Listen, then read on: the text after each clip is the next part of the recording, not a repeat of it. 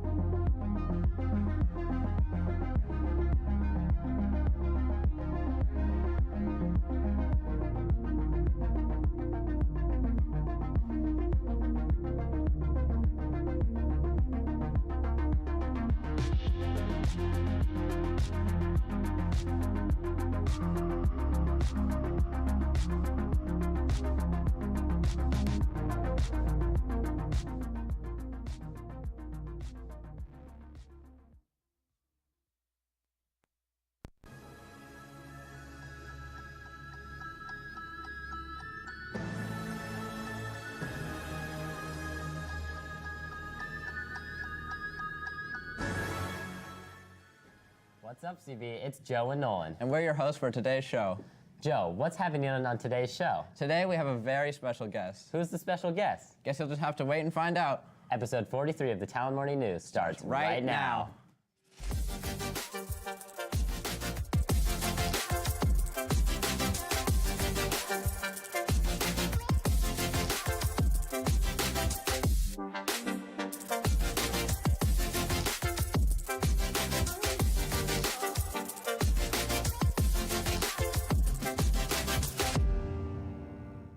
Attention juniors, sophomores, and freshmen. Are you ready to put your talents to work to influence the activities around campus and overall improve CB? The LaSallian Student Life Council, also known as Student Council, may be the place for you.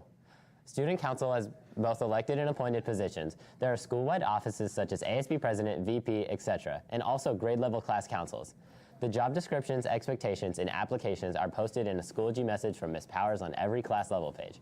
Applications are due on Tuesday, March 22nd. If you're interested in learning more about Student Council, you're invited to attend an informational meeting on Tuesday at first lunch in room 105, at second lunch in room 102. You can also email Ms. Powers to talk or hear about room 106 with any questions. Please consider sharing your voice with everyone through Student Council. Next up, Natalie and Abby tell us about the new CB fundraiser, Jeans for Jesus. With the ongoing violence in Ukraine, you might be wondering what you can do to help the Ukrainian people. CB is introducing Jeans for Jesus Fridays. Students are welcome to wear jeans in exchange for $1 to support the Catholic Relief Service and their assistance to the people in Ukraine. Please no ripped jeans, and those who wear jeans and do not donate will be dress coded. This will be a reoccurring event, so be alert for another Jeans for Jesus Friday coming soon. Thanks for your participation, CB.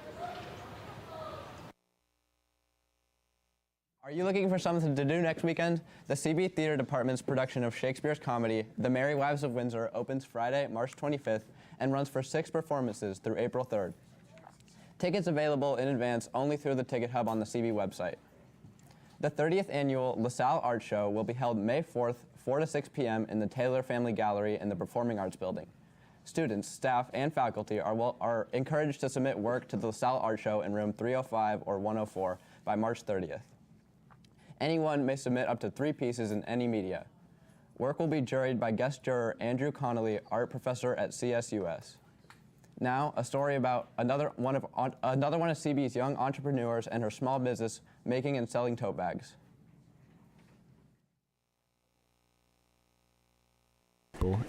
And Ashley has used her skills to create a successful business. We asked Ashley what inspires her to make tote bags, and she says, honestly, TikTok. I like scroll through TikTok a lot and I see a lot of small businesses, so I decided why not make tote bags. So the process is I usually scroll through Pinterest and kind of just find whatever like sparks my inspiration. Usually it's like some quotes or some cute design, or sometimes I have people ask me if I can make them something, and whatever they want, we kind of go on from there.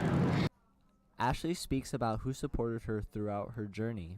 My mom. My mom's my biggest supporter, so she always helps me out, and my sister. Ashley does her best to make the tote bags affordable. I want my tote bags to be affordable. I think, the people who buy them are teenagers and we don't have a lot of money, so I was like, let's just make them cheap. And honestly, I don't really care how much money I get from making them. I kind of just do it for fun. Some common designs Ashley does are Usually like a simple butterfly or like a smiley face with a cute quote. For the future, Ashley plans to make I make shadow boxes with paper flowers, and they usually have like someone's name on it. Or for Mother's Day, I made shadow boxes with mom on it, and it had like whoever it is, I had like their kids' names in it. This is Tomas Torres reporting for the Talon Morning News. Next up, we introduce you to one of CB's newest faculty members, Miss Mandy. You may have seen a new face walking around campus, but there is a lot more to her than meets the eye. We took the time to get to know and welcome our new campus monitor, Miss Perkins, or as many of you may know her, Miss Mandy. We asked her to tell us a little bit about her job and what it entails. Well, right now it's new. There hasn't been this job here before, so I'm working with the dean's office, pretty closely with them, just being extra eyes and ears out here on the campus, and just making sure everyone gets from point A to B and happily and safely. And she told us a little bit about her background and her life before coming to CB. I graduated from UC Davis with a degree in criminal justice, and right after I graduated, I landed a job with the probation department down the Bay Area. That's actually where I'm from, and I worked there for 30 years. Her job wasn't very typical, as she explains the work she did to keep the community safe. My previous job was, I was a probation officer, and like I said, for 30 years, working with the kids in the county and the adults, and in a law enforcement capacity. Change is never easy, but Miss Mandy tells us how the transition to CB was for her. Well, the transition is because I haven't been working for many years because I retired, so the hardest part is getting up in the morning and getting back to working a full-time job. I started working here, or I wanted to work here because I wanted to still stay around the youth.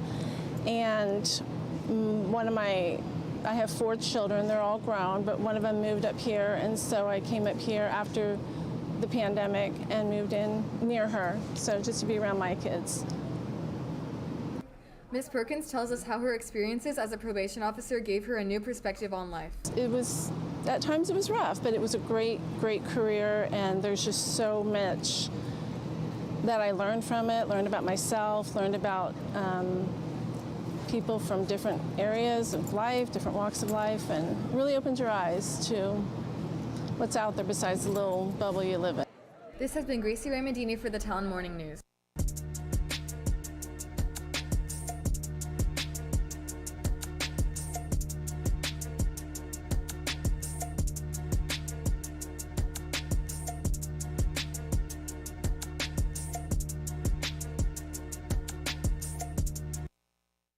Hey Falcons, Grace with Bishop Soto here to give you all you need to know about CB sports.